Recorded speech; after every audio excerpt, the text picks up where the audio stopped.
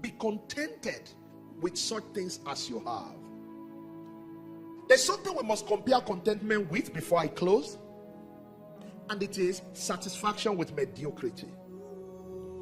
If you lack understanding, you may think contentment is the same thing as being satisfied with mediocrity. Mediocrity is living an average life. Mediocrity is living below your capacity. Contentment does not mean that you are okay living below your capacity. It means that you have found peace with your current level while pursuing something really better.